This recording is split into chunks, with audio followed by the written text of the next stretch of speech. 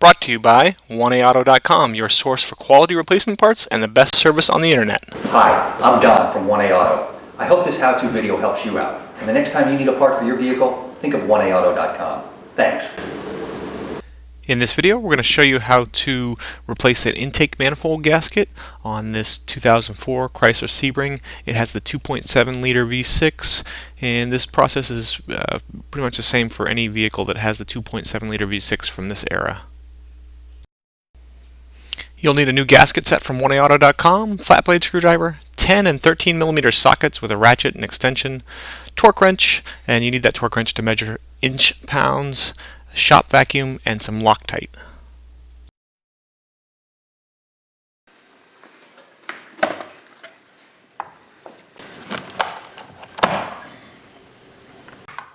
Start out using a 10 millimeter socket and ratchet or a wrench and remove the cover that's right next to the throttle intake.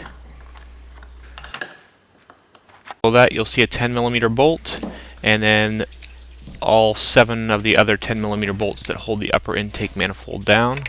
Disconnect your manifold pressure sensor just by pushing on a tab and pulling, and then I'm going to fast forward here as we remove those 8 10 millimeter bolts, and you basically back them out.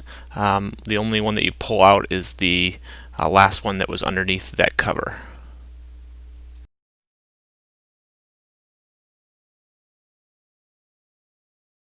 You're going to remove your airbox, loosen that clamp. There's also usually another bolt down where his forearm is that holds the airbox to the frame, but you can see, remove the sensor, the hose, and then pull the airbox up and out. Underneath there's a 13 millimeter bolt that goes through a brace into the throttle body, and we'll remove that.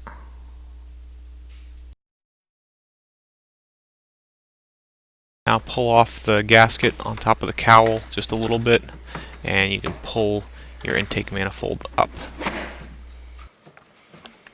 And you can do this now, or you can do it after you take the lower intake manifold out, but just pry up under the gaskets and pop them up and out. And then we'll take the lower manifold out to get the lower ones out. And 8 10 millimeter bolts hold the lower intake manifold in. So you can see we just have a 10 millimeter socket and a ratchet, and we'll remove those. And obviously right now you have the inside of your engine exposed, so you want to be very careful not to drop anything down in, so be very careful with those bolts. And you can see we just went to an air ratchet to save us a little time. And as you can see, it's also helpful to have a helper just hold that upper intake up, and you can see as we get towards the back bolts we have to disconnect the throttle position sensor in order to lift the intake up enough.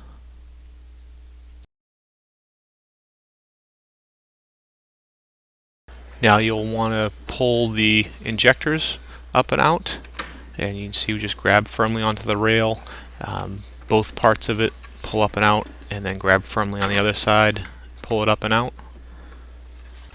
Now you can remove the lower intake manifold, and you can see it's helpful to have somebody just grab that upper intake manifold and pull it up out of the way for you.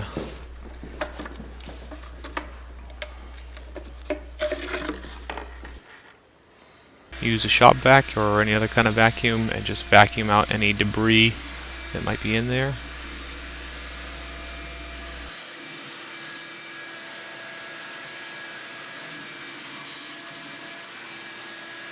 And as you saw before, the lower gaskets do the same thing. Just pry them up and out with a small screwdriver.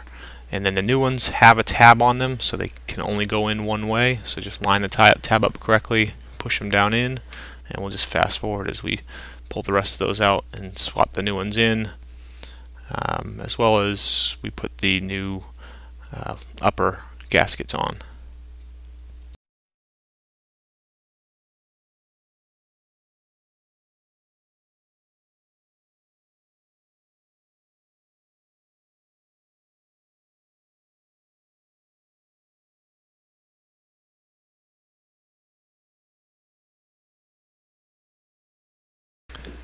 Again, have somebody help you out by holding up that upper intake and pull up the fuel injector rail and slide your lower intake manifold in, being careful not to displace any of those gaskets.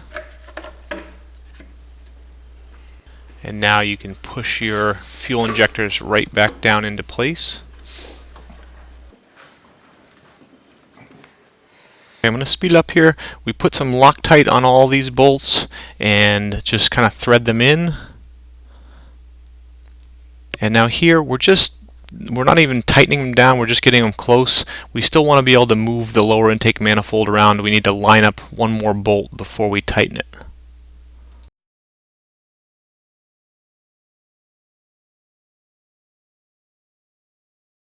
Okay, so here for this last bolt where the long bolt from the upper goes in, you want to move it around and line it up.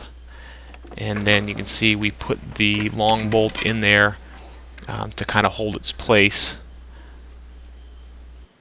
And now this is a diagram of the tightening order. So you want to start with that first bolt that's kind of in the middle, second bolt, and then kind of go out from there. So you want to tighten the bolts up in this order. With that long bolt still in there, we tighten up the first one, 105 inch-pounds on these bolts, and then we'll tighten up the second one, pull that bolt out of there, and then again, like I said, we can tighten up the rest of them to 105 inch-pounds.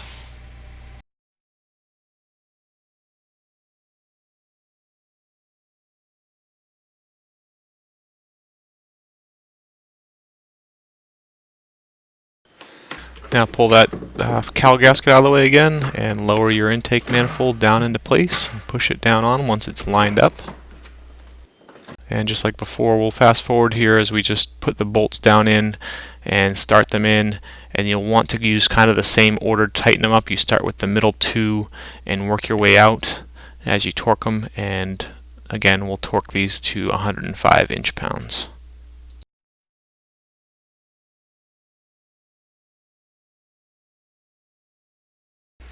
Reconnect your air pressure sensor, and we're going to reinstall that 13mm bolt that holds the bracket to the throttle body and tighten that up to about 15 foot-pounds.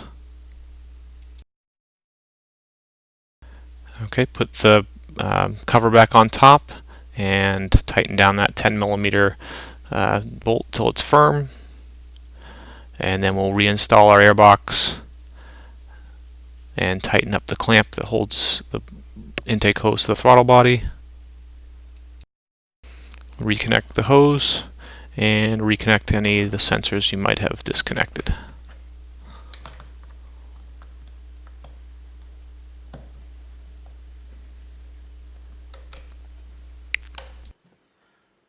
And don't forget to reinstall your fuel pump relay, or else your car will not start. We hope this helps you out. Brought to you by www.oneauto.com, your source for quality replacement parts and the best service on the internet. Please feel free to call us toll-free 888-844-3393. We're the company that's here for you on the internet and in person.